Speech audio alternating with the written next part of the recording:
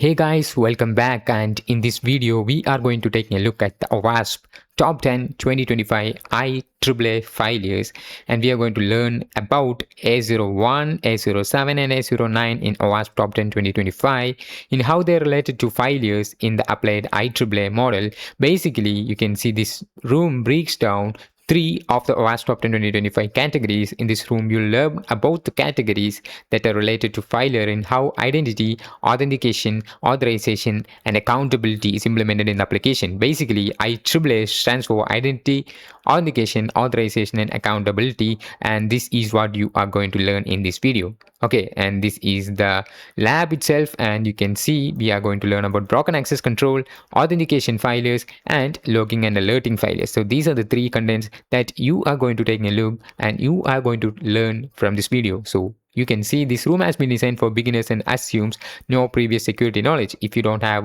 previous security knowledge, then it's okay. So you can just click the join room, and you can just pretty much join simply by clicking Cambridge. Okay, so what is IAAA? So as I mentioned before, I stands for identity, is the unique account, like a user ID or email that represents a person or service, and the first A after I is authentication, which is providing that identity. Example, password, OTP, passkeys.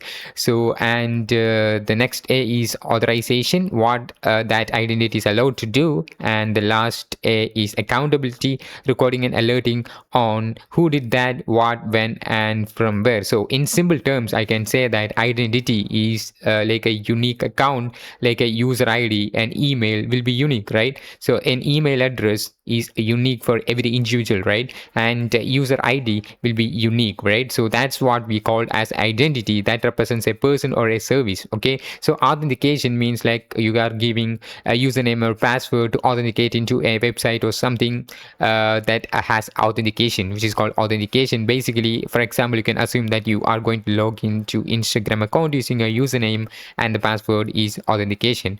And authorization is like when you for example, I can say that when you enter a house, like using authentication mechanism, you entered a house, right? So after that, you have specific areas where you do have access. Like if you enter a house, you do have access to the kitchen only, or you don't have access to the bedrooms. Like that, you can just authorize to the persons that you would like. For example, in terms of admin, the admin user has all the permissions and can access anywhere. But in terms of guest user, the user may be not allowed to go to all the places. For example, if you are considering a home, then if a servant wants to go to the kitchen, if a servant enters into the home, then the servant is allowed only to go to the kitchen and not to bedrooms. So if the owner of the house is allowed to go, is authenticated into the home, then he can go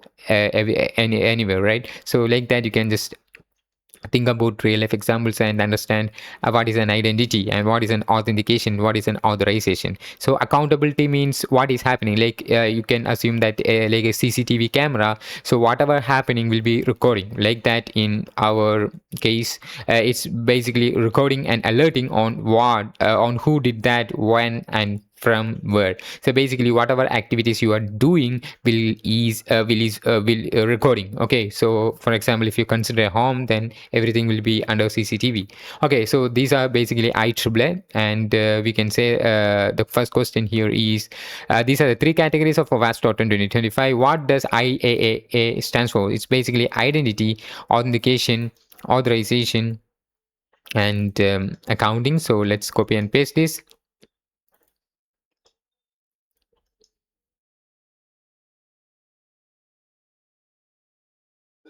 That's it. Okay, let's move on to the labs where you do have view site option. Here we are going to learn about the broken access control. In this example, they will provide you a page where the ID parameter equal to 7 or 6. Basically, this is basically the representation of broken access control.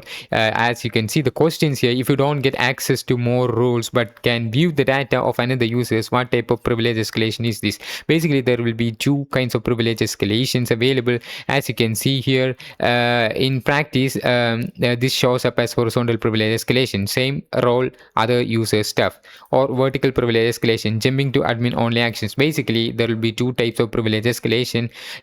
One is vertical and another one is horizontal. Vertical means you are going to become root directly from the current user you are in, and horizontal privilege escalation means you are logged in as user A and you need to log to user B to get to root account. So basically, if you are performing a horizontal privilege escalation, that means you are logged in as, for example, Mike, and you can't become root from that particular username Mike, but you will be able to become root when you become Jake or any other username. So that's called a horizontal privilege escalation. Vertical privilege escalation means you are logged into a user called, for example, Mike. Then what you can do, you can just directly become root without changing, without switching to another user. So that's called vertical privilege escalation. So in this question, they are asking, if you don't get access to more roles but can view the data of another users, what type of privilege escalation is this? Basically, you are not getting access to more roles, okay, but can view the data of another users. So what type of privilege escalation is this? So horizontal means that same role, other user stuff, right? So if you are if you don't get access to more roles.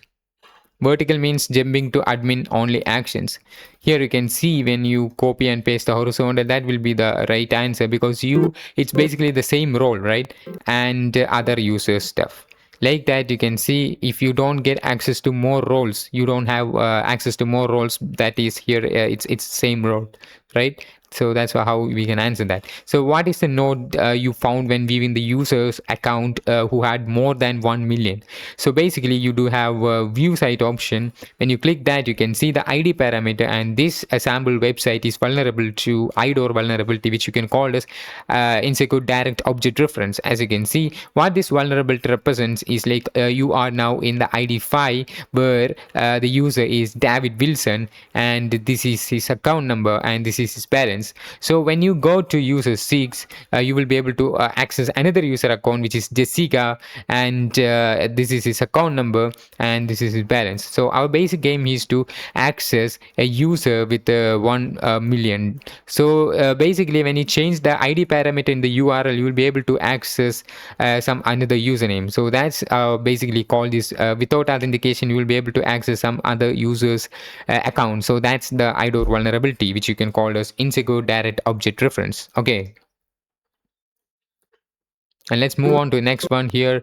It's basically authentication failures. Like you can see, authentication failures happen when an application can't reliably verify or bind a user's identity. The common issues here is username enumeration or weak or guessable passwords, and no lockout or write limits, which you can, if the account is has no lockout or write limit mechanisms, then you can just perform brute force attacks, right? So, and the logic flows in the login registration flow, insecure session or cookie handling. So here in this demonstration, we are going to explore this authentication failures. Basically, there is a user called admin that is already registered here. So we know that the username is admin. So let's try to fool the application. We are going to fool the application because this application is not vulnerable to authentication failures. And let's have a look onto the view site. And this is basically a username and password entering field. And we are going to fool this page because this is vulnerable to authentication failures. So what we can do here is to register a username with admin, which is wrongly spelled, right? We just performed lowercase, uppercase, and lowercase, and at the end uppercase. So like that, we just performed, we just giving a username here. I'm just entering password as 123, and the password as 123. When I registered that, I was able to register. Now what I'm going to do is enter the username here. We pasted the username and 123. So is the password that I said. Now I was able to access the account. So basically what happens here is there is already a user called admin registered here, but this website has authentication failure. So I just misspelled like this with included capital letters and small letters and mixed contents. I just try to create an account with these mixed contents, and I was able to successfully create an account. And when I try to access this the newly created account, I was able to get the real admin user account. So that's a vulnerability here that we exploited, which you can call as authentication failures. I'm just copying that and pasting it here, and that's it. Okay, now we are going to the last one, which is logging and alerting failures. Logging means, as I mentioned before, it's like a CCTV camera in computers. It will be you can call it as log. So you can just pretty much go to the, if you're using Linux, you can just pretty much go to var log directory where all the logs will be stored. So in if you're using Windows, then you do have event viewer available, which will store the logs. So here we are going to view in the site, and here this is a seam dashboard. It will log the contents, like we have 40 total logs, and out of 40 we have 7 suspicious activity and 2 breach occur. So if here it looks like an attacker tried to perform brute force attack, what is the IP of the attacker is the question. So you can see the logs. This is basically how the log looks like. So let me expand that, and we just need to find the attacker with the brute force attempt. So basically you can see here the status is 200, means that is okay, no issues. This IP was accessed the dashboard parameter dashboard URL, and this IP accessed the accounts URL. So and one unauthorized is here, like they were not able to authorize, or they entered a wrong profile and trying to access with the username John and password wrong. So basically they entered wrong credentials, and etc. You can see, but here they are saying to find the IP which has brute force attack. Brute force means trying multiple combinations of username and passwords. As you can see, there's a lot of red here, which means 401 unauthorized access, which is basically the brute force attempts. Like that, you can see here the username admin and password 123 is tried, and username admin and password tried 12345 tried, let me in trade QWERTY tried, right? So like that, the attacker is trying to perform brute force attack with multiple failed attempts. So that's how you identify an IP with brute force attack. So this will be our answer, right? So looks like that they were able to gain access to an account. What is the username associated with that account? So basically the attacker tried various combinations with the same username as admin, and finally the attacker was able to log in. As you can see, 200 okay, and the admin is the username is admin, and password 123. So that's the password that they entered and gain access, and they were able to gain access to an account. What is the username associated with that account? So they were able to gain access as admin user, right? The user here is admin. And the last question is, what action did the attacker try to do with the account? List the endpoint, the access. So basically, once attacker logged into this page, the attacker tried to access the super secret admin stuff. Okay, so that's what is written here, and this is how you will be able to find or identify the login. So that is why it's important to have a logging and alerting failures. Like it will log all the activities that is happened, and it will alert. As you can see, red alert and 200 okay, 401 unauthorized. Like that, you will be able to see a lot of contents, and you will be able to understand the concepts. So that's why alerting is here and logging is here. Everything happening there will be logged and alerting. So that's all about it, guys. I hope you understand a lot in this video, and we learned broken access control, authentication failures, and logging and alerting failures in this video. I hope you enjoyed watching this video, and you can just click the complete button to complete all. And thank you guys for watching, and I'll see you in the next one.